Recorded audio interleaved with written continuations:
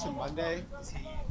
Yeah, Tristan came to my office on Sunday. He said he wanted to quit the football team, focus on school and stuff like that, and then transfer in the December mode. He doesn't have a red shirt, so there's not an opportunity for him to like red shirt or anything like that. Yeah, he's no longer on the team. He hasn't played much. You feel good about your DT? Yeah, situation? that won't have an effect. Yeah. Given the fact you're going to be without two of your key defenders, would you change your strategy at all? Instead of maybe if you win the coin toss, instead of deferring, which is the thing, would you take the ball to minimize the time that you don't have your defensive guys? That's a great question because I still don't know.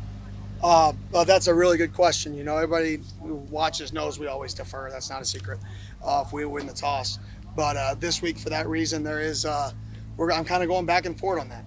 You know, but I do have a lot of belief in the guys that are on the field. So, and I do believe in that middle eight. And like I said, we're, I believe, 44-10 right now in that category. So I don't want to ruin that. I don't know. Like, I'm still weaving through that. I'll probably not know until we take the field. And I kind of see the feel of the game pregame in terms of who's playing potentially for them, for us. I think there could be that could have an effect as well.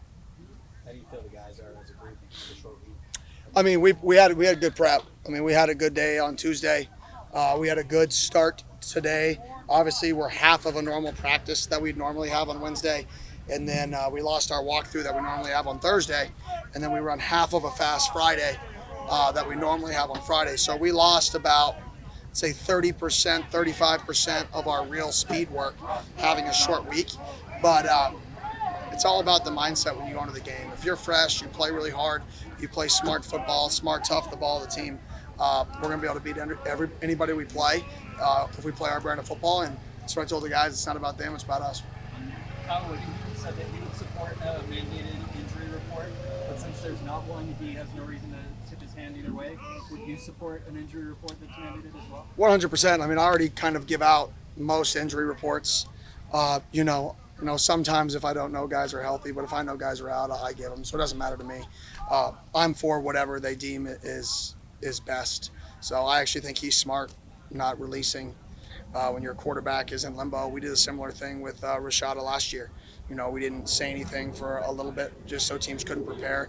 I think with the current rules that there are, you know, I know people are saying things about it, but I think he's spot on. Why would you not make us prepare for both?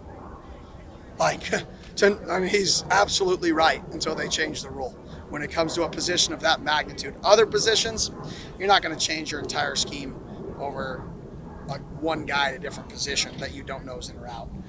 But you will at the quarterback. So I completely agree with what he's doing, and I completely agree with his statement of I would completely support injuries. How focused would you think that you are in the staff is necessarily on the line of scrimmage, specifically because of how you know Kyle Whittingham likes to coach at least the line of scrimmage, and how big that is in his recruiting and how big that is in his really identity as well? Same exact focus that we had the day I got here till this spring to this fall.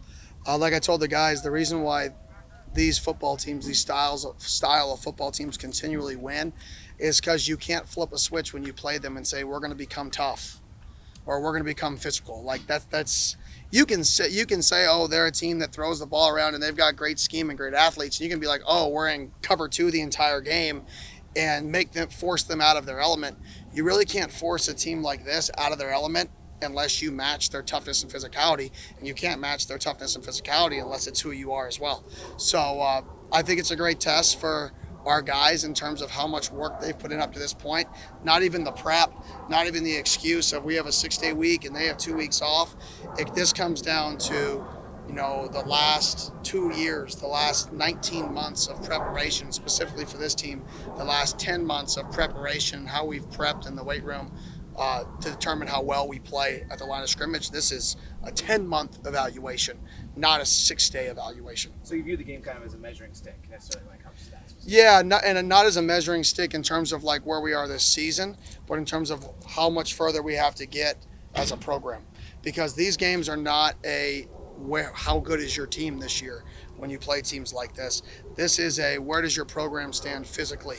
Where does your mentality of a program stand? So I really don't think this is like a season measuring stick as much as it is a measuring stick of how tough our football team is, and that's the identity I want. And are we getting closer to that identity, or are we at that identity? Can we maintain that identity, or are we still further away than we think we are from that? And I think this is a great, measuring stick from that perspective. You had 5 fewer periods today than normal and 5 walkthrough periods. So can you just walk us through what the differences are in the prep week with the 6 days?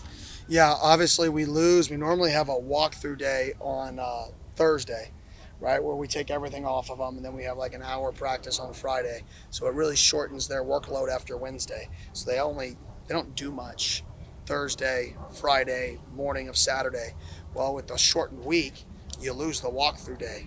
So we're trying to build those walkthrough days into the last 2 days of the week. So, okay, half practice, half walk, half practice tomorrow, 30-minute, 40-minute walk, 30-minute practice. So we're just trying to steal a little bit of that time while also putting less on their body, because we can't put the exact same amount of effort and energy on their body without the off day, right? Because that's supposed to get them back, and they don't have that. So we just kind of trying to make it easier on their bodies. And then in terms of what we lose, obviously we lose full speed work. I mean, you lose individual. So you lose Wednesday's individual periods, and then you lose the full speed work that you would normally get on Wednesday and Friday. You lose about, like I said, 30% of your full speed work in a week. You lose with the schedule. How much tougher is that? It's hard to quantify, obviously. But Hard to quantify, just because I don't really think you ever know. Nobody can ever say like what that really equates to, because either works or it doesn't, and then you change your model, then it either works or it doesn't, but you don't know how it truly quantifies. It's just based off how your guys feel. The goal is to get our guys into the game as fresh as possible, but also understanding that this is going to be a physical game, and they know that, but you also have to practice like that. Yeah, it's good. We got 2 coordinators coming. Yep. So. Awesome. Thank you. Thanks, gang. What are you going to ask? I was just going to ask, when you guys put out that video, it kind of showed the guys' commitment to their selflessness on the team. How do you feel the guys are committed to the holistic approach to the long-term vision of the program? Yeah, I think they're all about the team, and I think you saw that in the interview. That was impromptu. All those guys, I didn't tell them what to say. They're all talking about the team, the team, the team. It's about us. It's about each other. And I think, especially in today's day and age of college football, I think that's pretty cool to be a part of.